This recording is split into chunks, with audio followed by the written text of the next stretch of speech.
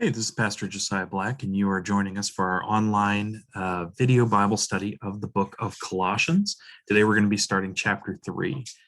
So hopefully, it's storming here right now, but hopefully that doesn't come through too loudly. So let's go ahead and get into the word. I do want to say, as we get into Colossians 3, that it's probably the meatiest chapter in terms of things we're going to want to spend time making sure we understand specifically what Paul's talking about. Not this week, but the next Bible study that we do, which will be in 2 weeks. I'm out next week, so we're going to be 2 weeks between this one and another one.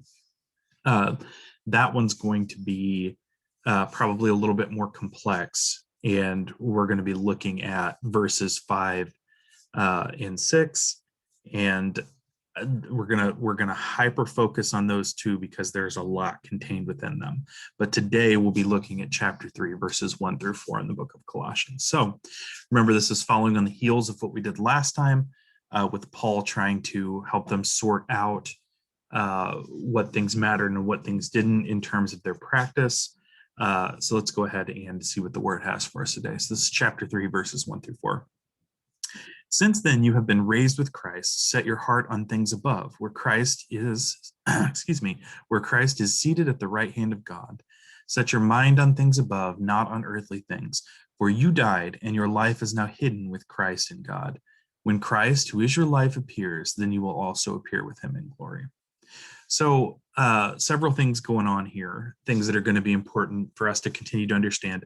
Some of these are going to be rehashes of things I've said before, because again, Paul tends to come back to the same kind of points and the same sort of ideas, because again, rhetorically, he's trying to build this understanding in these folks. Okay, so since then you have been raised with Christ. Set your hearts on things above, where Christ is seated at the right hand of God. So this is important for two reasons. First of all, Paul is again trying to draw the attention of these folks to things that are of the kingdom of God. Now, we have to be really careful with this, because this is not, and we see this in the other ways Paul encourages people to live and be. This is not Paul saying, hold on to your seat, only think about heaven, don't be present here on earth. Instead, it's Paul trying to draw their attention again to those things that are heavenly in nature, those things that are divine in nature, to focus their attention and perspective on Christ, and to seek to emulate and live in ways that honor him. That's what Paul's really trying to encourage them to do.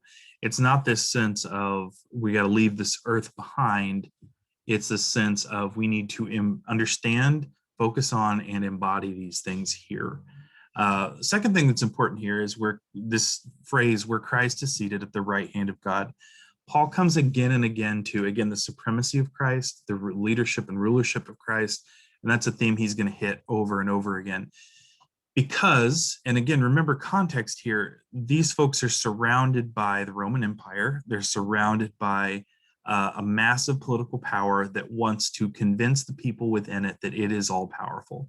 It wants their allegiance, it wants their fear, and it wants their respect. So for Paul to, again, focus on Christ as king and not just Christ as sacrificed Lord, he's both, but for him to focus on Christ as king, he's giving them an important alternative and trying to call their attention to the things that are real in life, so that they don't get pulled into this Roman mindset of Roman supremacy, of our allegiance to Rome being the most important thing in our lives, and so that they don't get led astray into some of the other things that come with that, such as emperor worship and other gods and those sorts of things. So he's trying to keep them locked in on this notion of Christ as being seated at the right hand of God in power and authority. Okay, so verse 2, same kind of thing. It's almost a repetition. Hearts and minds. So hearts in verse 1, minds in verse 2. Paul is trying to emphasize that it needs to be a whole person commitment. It's not just an intellectual activity, and it's not just an emotional activity. It's both. So set your minds on things above, not on earthly things. It's a restatement and a way to sort of double down on this point that you need to be doing this with your whole being. We could think of it as You need to have belief and you need to have action.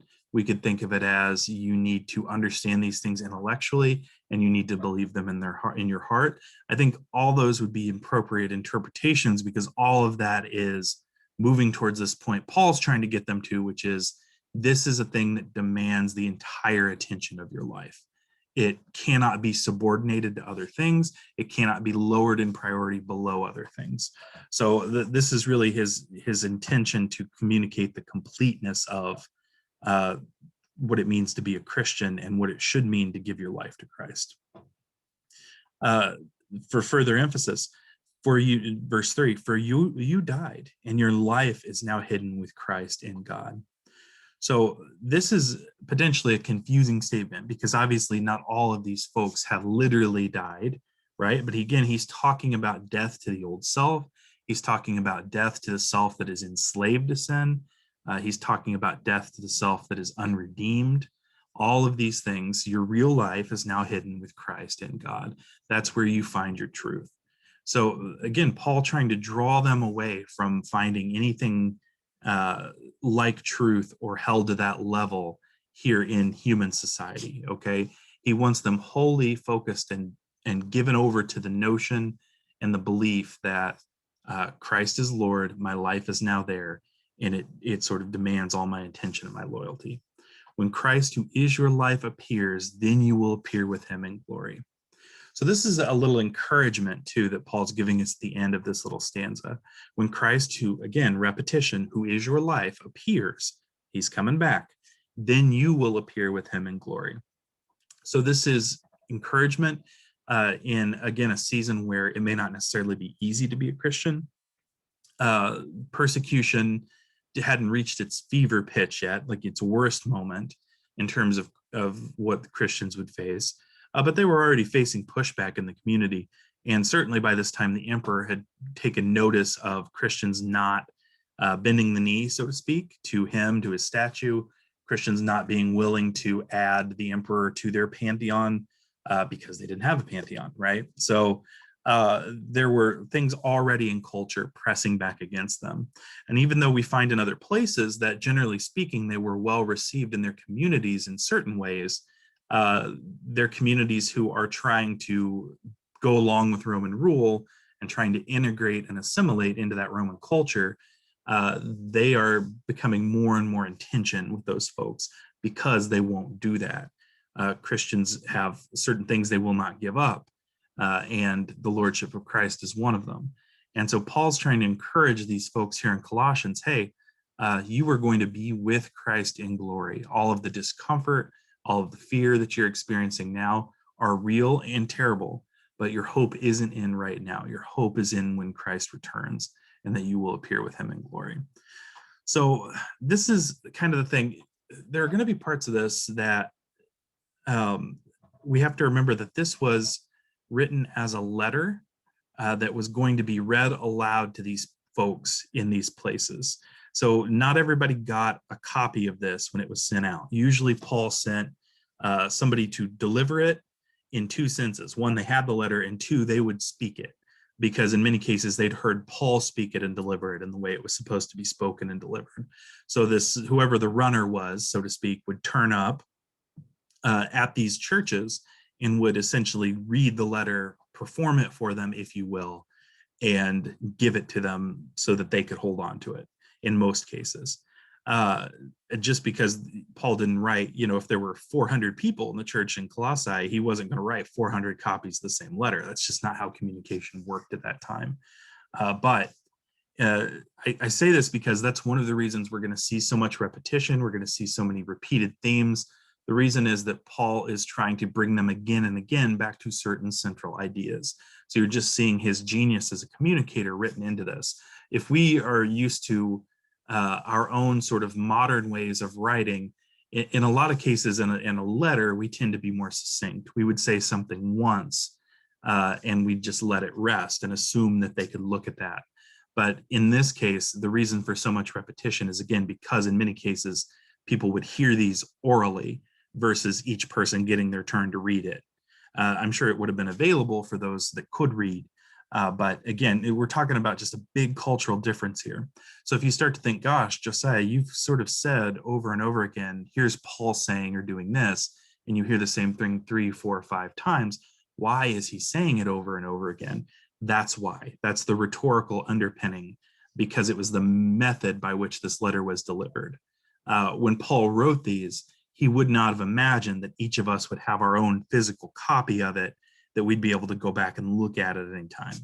So it changes the way that it's written versus a letter we might write today, or a letter you'd write if you intended to give one copy to each person.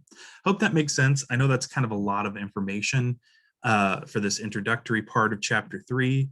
But again, we're talking about key points that Paul really cares about and he wants the church to know, and why he chooses to be so repetitive about them. But I hope this was helpful. As always, you're welcome to comment or ask questions in the comments below once I post this video.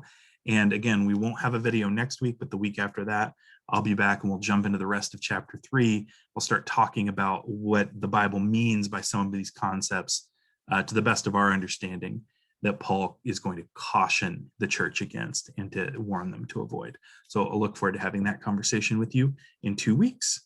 Thanks for joining, and have a great day.